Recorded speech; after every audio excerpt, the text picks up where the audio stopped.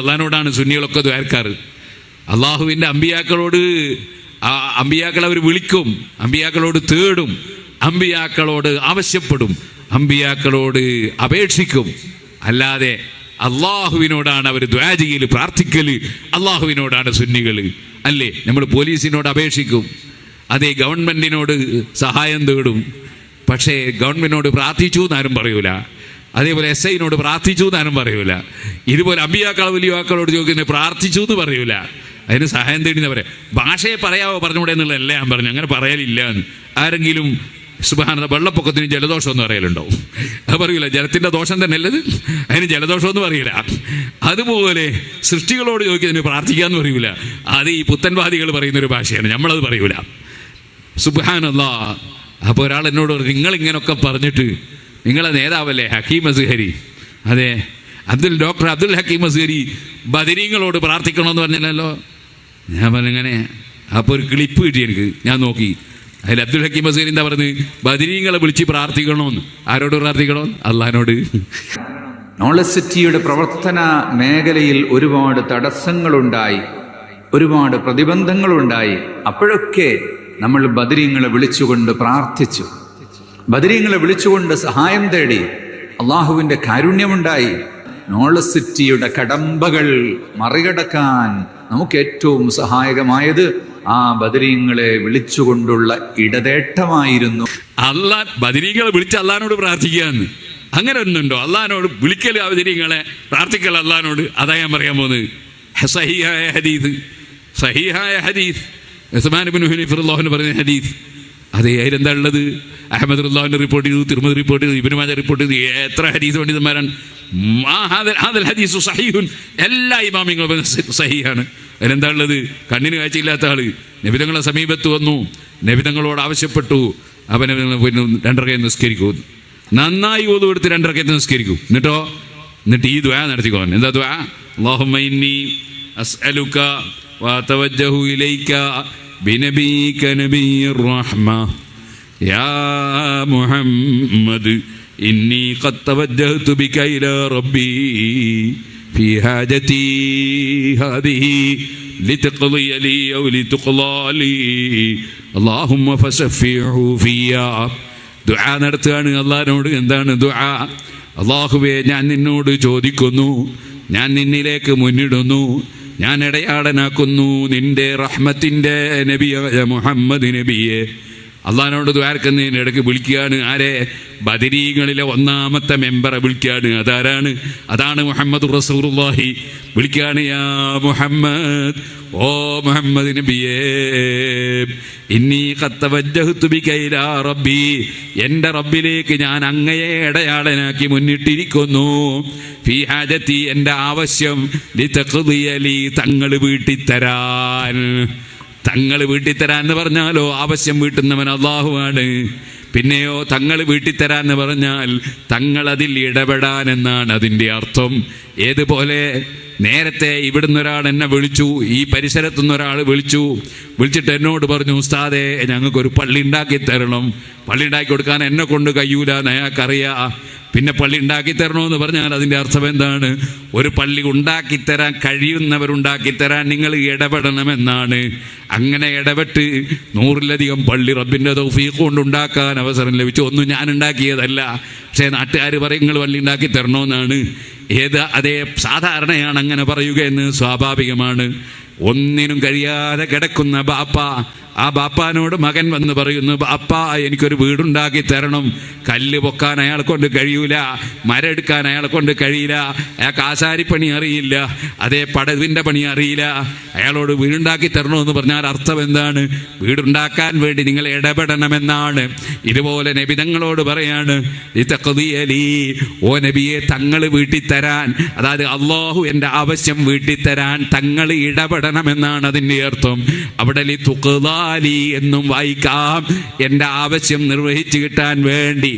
ഇത് പറഞ്ഞതിന് ശേഷം അതാണ് നബിതങ്ങളോടുള്ള ഇസ്തിഗാഥ. ഇടപെടാൻ ആവശ്യപ്പെടുന്നതാണ് ഇസ്തിഗാഥ.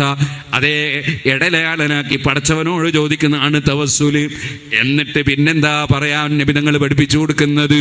തവസ്സുലും ഇസ്തിഗാഥയും. അത് കഴിഞ്ഞിട്ട് പിന്നെയും റസൂലുള്ള പഠിപ്പിച്ചു കൊടുക്കുന്നു അല്ലാഹുമ്മ ഫശഫിഹു ഫിയാ. അല്ലാഹുവോട് തന്നെ വീണ്ടും പ്രാർത്ഥിക്കുന്നു അല്ലാഹുമ്മ ഫശഫിഹു ഫിയാ. അല്ലാഹുവേ എൻ്റെ വിഷയത്തിൽ ഇടപെടാൻ ഞാൻ മുഹമ്മദ് നബി തങ്ങളോട് പറഞ്ഞിട്ടുണ്ട്. ആ ഇടപെടുമ്പോൾ നീയൊന്ന് സ്വീകരിക്കണേ, അവിടുത്തെ ശഫാഅത്ത് സ്വീകരിക്കണേ. ആകയാൽ തവസ്സുലും ഇസ്തിഗാഥയും പഠിപ്പിച്ചത് റസൂലുള്ളാഹി സ്വല്ലല്ലാഹു അലൈഹി വസല്ലം തങ്ങളാണ്. സുഹൃത്തുക്കളെ, തവസ്സുലും ഇസ്തിഗാഥയും ചെയ്യുന്ന മുസ്ലിമീങ്ങൾ ശിർക്ക് ചെയ്ത മുശ്രിക്കുകളാണെന്ന് പറഞ്ഞാൽ അവൻ അതാ റസൂലുള്ളാഹിനെയാണ് ആക്ഷേപിക്കുന്നത്, അല്ലാഹുവിൻ്റെ റസൂലിനെയാണ് തള്ളുന്നത്, ഖുർആനിനെയാണ് തള്ളുന്നത്. മധ്യവർത്തി വേണ്ട എന്ന് പറഞ്ഞാൽ തള്ളുന്നത് ഖുർആനിനെയാണ്. ഖുർആനിനെയും അല്ലാഹുവിൻ്റെ റസൂലിനെയും തള്ളിയാൽ ഖുർആൻ പറയുന്നു വമാ കാന ലിമുഅ്മിനിൻ വലാ മുഅ്മിനത്തിൻ ഇദാ ഖദല്ലാഹു വറസൂലുഹു അംറൻ അൻ യകൂന ലഹുമുൽ ഖിയറത്തു മിൻ അംരിഹിം. അല്ലാഹുവും റസൂലും ഒരു കാര്യം തീരുമാനിച്ചു കഴിഞ്ഞാൽ, പറഞ്ഞു കഴിഞ്ഞാൽ പിന്നെ അവിടെ ചോയ്സ് ഇല്ല.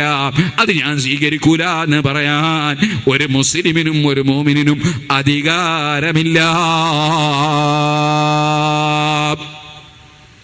സുബ്ഹാനല്ലാഹ്. അലി റളിയല്ലാഹു അൻഹു തലവെട്ടി കൊന്നുകളഞ്ഞവരെന്താ ചെയ്തത്? ഖുർആൻ ദുർവ്യാഖ്യാനം ചെയ്തു. അബൂജഹലിനെ സംബന്ധിച്ചിറങ്ങിയ ആയത്തുകൾ കൊണ്ടുവന്ന് അലി ബിൻ അബി താലിബിന്റെ പേരിൽ വെച്ച് കെട്ടി. അത് തന്നെയല്ലേ അബൂജഹലിനെ സംബന്ധിച്ച് പറഞ്ഞ ആയത്തുകളുണ്ട് പരിശുദ്ധ ഖുർആനിൽ. ഇത്തഖദൂ മിൻ ദൂനില്ലാഹി ആലിഹത്തൻ ലഅല്ലഹും യുൻസറൂൻ. സഹായത്തിന് വേണ്ടി ദൈവങ്ങളെ സ്ഥാപിച്ചു, ദൈവങ്ങളെ വിശ്വസിച്ചു. അബൂജഹലും കക്ഷികളും അങ്ങനെ അല്ലാത്ത ദൈവമുണ്ട് എന്ന് വിശ്വസിച്ചു. അവർ ദൈവങ്ങളാണെന്ന നിലക്ക് അവരുടെ ദൈവമായി അവർ പ്രതീക്ഷിച്ച സങ്കല്പിച്ച വസ്തുക്കളോട് അവർ സഹായം തേടിയതിനെ ശിർക്കെന്ന് ഖുർആൻ പരിചയപ്പെടുത്തി. അത് കൊണ്ടുവന്ന് അല്ലാഹ് അല്ലാതെ ദൈവമില്ല, ലാ ഇലാഹ ഇല്ലല്ലാഹ് മുഹമ്മദുർ റസൂലുള്ളാഹ് വിശ്വസിക്കുന്ന മുസ്ലിമീങ്ങളെ തലയിൽ വെച്ച് കെട്ടി അലി ഇബ്നു അബീ ത്വാലിബ് റളിയല്ലാഹു അൻഹുവിനെ മുശ്രിക്കായി ചിത്രീകരിച്ച അതേ ഖവാരിജിന്റെ പാതയിൽ ജീവിച്ചാൽ ഈമാൻ കിട്ടി മരിക്കൂല എന്നത് അത്തരം പരിപാടികളിൽ പെട്ടുപോയവർ നന്നായി ആലോചിക്കുന്നത് നല്ലതാണ്. ഇനി ഞാനൊരു കാര്യം പറയട്ടെ. ഞാൻ പറഞ്ഞല്ലോ റാഫിളത്ത് എന്ന് പറയുന്ന കക്ഷി. ആ കക്ഷികൾ എന്ത് വാദിച്ചു? അമ്പിയാക്കൾ തെറ്റ് ചെയ്യുമെന്ന് വാദിച്ചു. ഈ വാദവും കടമെടുത്തു ഇവിടെയുള്ള പുത്തൻവാദികൾ.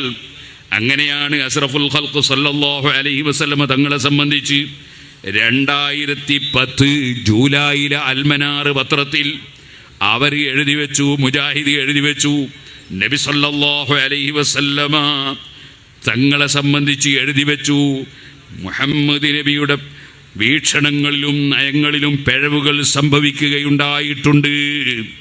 സുബ്ഹാനല്ലാഹ്, നബിയുടെ ചില വീക്ഷണങ്ങളിലും നയങ്ങളിലും പിഴവുകൾ സംഭവിക്കുകയുണ്ടായിട്ടുണ്ട്. അത്തരം സംഭവങ്ങൾ ആവർത്തിക്കാതിരിക്കാൻ അള്ളാഹു നബിയെ ആക്ഷേപിക്കുകയുണ്ടായി. 2010 ജൂലൈയിലെ അൽമനാർ പേജ് 39 അള്ളാഹുവിൻ്റെ റസൂലിന് തെറ്റുപറ്റി എന്ന ആശയം ഇവിടെ മുജാഹിദും സലഫി വിഭാഗം പ്രചരിപ്പിച്ചു. അവർ റസൂലുള്ളാഹിനെ മാത്രമല്ല, അതിൽ തന്നെ എഴുതി മൂസാ നബി തെറ്റ് ചെയ്യുകയും റബ്ബിനോട് മാപ്പിരക്കുകയും അല്ലാഹ് പുറത്തു കൊടുക്കുകയും ചെയ്തു. പേജ് 39 അതിൽ തന്നെ മാപ്പിരക്കാൻ അർഹമായ തെറ്റ് നൂഹ് നബി ചെയ്തുവെന്ന് ഈ വചനങ്ങളിൽ നിന്ന് വ്യക്തമാണ്. പേജ് 22 ആദം നബിയിൽ നിന്ന് അനുസരണക്കേടുണ്ടായി എന്നൊക്കെ ഇവിടെ മുജാഹിദുകൾ അവർ അൽമനാറിൽ എഴുതി വെച്ചു. ജമാഅത്തെ ഇസ്ലാമിക്കും മുജാഹിദിന്റെ എല്ലാ പിഴച്ചവാദങ്ങളും ഉണ്ട്. അതിൻ്റെ പുറമെ വേറെ കുറച്ച് പുതിയതുമുണ്ട്. അതാണ് ജമാഅത്തെ ഇസ്ലാമി. ആ ജമാഅത്തെ ഇസ്ലാമിക്കാരിൽ എഴുതി വെച്ചു, IPH പ്രസിദ്ധീകരിച്ച ചോദ്യോത്തരങ്ങൾ എന്ന പുസ്തകത്തിൽ എഴുതി വെച്ചു. എന്താ എഴുതി വെച്ചത്? മൂസാ നബി മഹാകുറ്റം പ്രവർത്തിച്ചിരുന്നു, അദ്ദേഹം ഒരു മനുഷ്യനെ വധിക്കുകയുണ്ടായി. ചോദ്യോത്തരങ്ങൾ IPHന്റെ പുസ്തകം പേജ് 28. അപ്പോ അമ്പിയാക്കൾ തെറ്റ് ചെയ്തു എന്ന വാദം ഇവിടെ ഉന്നയിച്ച കക്ഷികൾ, അത് ഈ മുജാഹിദ് ജമാഅത്ത് അവർക്ക് ഈ ആശയം എവിടുന്ന് കിട്ടി? അത് റാഫിളത്തിന്റെ ആശയമാണ്. സിദ്ദീഖുൽ അക്ബർ നരകത്തിലാണെന്ന് പറഞ്ഞ റാഫിളത്തിന്റെ ആശയമാണ്. ഇമാം അശ്അരി റളിയല്ലാഹു അൻഹു മഖാലാത്തുൽ ഇസ്ലാമീൻ എന്ന ഗ്രന്ഥത്തിൽ പറയാണ്, വഖ്തലഫത്തിർ റവാഫിളു ഫിർ റസൂലി അലൈഹിസ്സലാം ഹൽ യജൂസു അലൈഹി അസിയാം ലാ.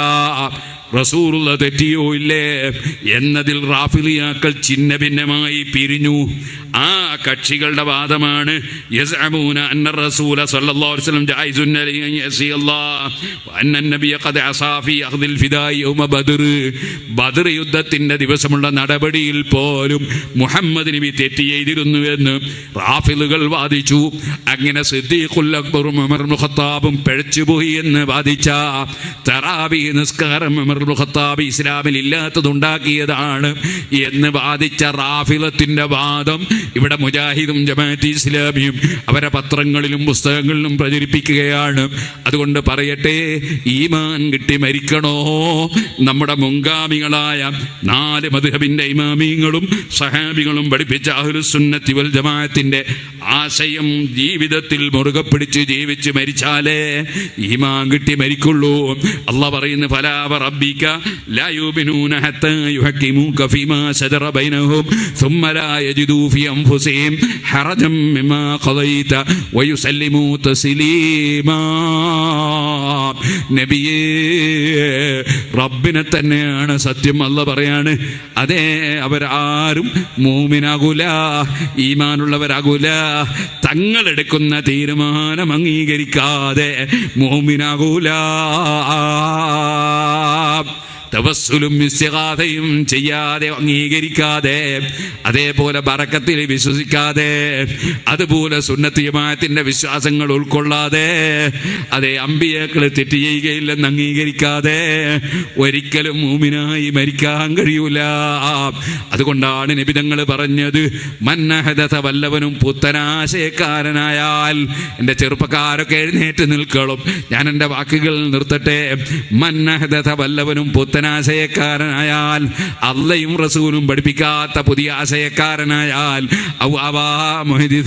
അല്ലെങ്കിൽ പുത്തനാശയക്കാരനാകണമെന്നില്ല, പുത്തനാശയക്കാരനെ ചേർത്ത് പിടിച്ചാൽ, അതേ അവന്റെ പരിപാടി ഉദ്ഘാടനത്തിനും പ്രകാശനത്തിനും പോയാൽ, അവനെ അംഗീകരിച്ചാൽ, അങ്ങനെ പുത്തനാശയക്കാരനെ ചേർത്ത് പിടിച്ചാൽ, ഫഅലൈഹി ലഅനത്തുല്ലാഹ്, അവൻ അല്ലാഹുവിന്റെ ലഅനത്തുണ്ട്, വൽ മലായിക, മലക്കുകളെ ലഅനത്തുണ്ട്, വന്നാസി അജ്മഈൻ, സർവ്വ മഹാന്മാരായ ജനങ്ങളെ ലഅനത്തുമുണ്ട്. ലാ യഖ്ബലുല്ലാഹു മിൻഹു സർഫൻ വലാ അദ്ലാ. പുത്തനാശയക്കാരനെയും അവനെ ചേർത്ത് പിടിച്ചവന്റെയും ഒരു ഫർളും സുന്നത്തും അല്ലാഹ് ഖബൂൽ ചെയ്യൂല. ഇമാം ബുഖാരി റിപ്പോർട്ടിന ഹദീസാണ്. അതുകൊണ്ട് ഇത് കളിക്കാനുള്ള വിഷയമല്ല, ഇതൊരു രാഷ്ട്രീയ പാർട്ടി പോലെയുള്ള പ്രശ്നമല്ല, ഇതൊരു ദുന്യാവിലെ ബിസിനസിന്റെ പ്രശ്നമല്ല, ഈമാൻ കിട്ടി മരിക്കേണ്ട പ്രശ്നമാണ്. നമ്മളെ നിസ്കാരവും നോമ്പുമൊക്കെ അല്ലാഹ് ഖബൂൽ ചെയ്യാനുള്ള വിഷയമാണ്. അതുകൊണ്ട് സുന്നത്ത് ജമാഅത്ത് മുറുകെ പിടിച്ച് ജീവിച്ച് മരിക്കണമെന്ന് സർവ്വ മുസ്ലിമീങ്ങളോടും വസിയ്യത്ത് ചെയ്ത് ഞാൻ എൻ്റെ വാക്കുകൾ നിർത്തട്ടെ. അതേ ആശയം പഠിപ്പിക്കൽ, പറഞ്ഞു കൊടുക്കൽ ഉലമാഇന്റെ ബാധ്യതയാണ്. അതാണ് സമസ്ത കേരള ജമിയത്തുൽ ഉലമ അതിൻ്റെ 100ാം വാർഷികം വരുമ്പോൾ, അതിൻ്റെ ഘടകങ്ങളുടെ എല്ലാം സമ്മേളനങ്ങൾ നടക്കുമ്പോൾ, ഇപ്പോൾ കേരള മുസ്ലിം ജമാഅത്തിന്റെ കീഴിൽ സർവ സംഘടനകളും ഒരുമിച്ചുകൂടി, സർവ സംഘടനാ കുടുംബങ്ങളും ഒരുമിച്ചുകൂടി ജനങ്ങളെ ഈമാൻ രക്ഷിക്കാൻ വേണ്ടിയുള്ള ഈ പരിപാടികൾ നടത്തിക്കൊണ്ടിരിക്കുന്നതെന്ന് എല്ലാവരോടും ഉണർത്തി, ദുനിയാവിൽ എന്ത് വന്നാലും മരണത്തോടെ അതിന് പരിഹാരമാണ്. ഏത് രോഗമായാലും, ഏത് ശത്രുവായാലും, എന്ത് പ്രശ്നമായാലും മരണത്തോടെ പരിഹാരമാണ്. എന്നാൽ ഈമാൻ തെറ്റിപ്പോയാൽ മരണത്തോടെ പ്രശ്നം ആരംഭിക്കുകയാണ്. തീർച്ചയില്ല, ഇല്ലാത്ത കാലം നരകത്തിലാണ്. റബ്ബ് കാക്കട്ടെ. അതുകൊണ്ട് സുന്നത്ത് ജമാഅത്തിന്റെ വിശ്വാസത്തിൽ ഉറച്ചു നിൽക്കണമെന്നും സുന്നത്ത് ജമാഅത്തിന്റെ ഏതെങ്കിലും വിശ്വാസത്തിൽ ആർക്കെങ്കിലും സംശയങ്ങളുണ്ടെങ്കിൽ അത് സമസ്ത കേരള ജമീഅത്തുൽ ഉലമാക്കളുമായി ബന്ധപ്പെട്ട് സംശയം തീർക്കേണ്ടതാണെന്നും ഓർമ്മപ്പെടുത്തി ഞാൻ എൻ്റെ വാക്കുകൾ നിർത്തുന്നു. നമ്മൾക്ക് ആഖിറത്തിൽ വെച്ച് കൈകടിച്ചാൽ ഫലം കിട്ടൂല. അല്ലാഹുവേ, ഞങ്ങൾക്ക് ദീനിൽ ഉറച്ചു നിൽക്കാൻ നീ തൗഫീഖ് തരണം അല്ലാഹ്.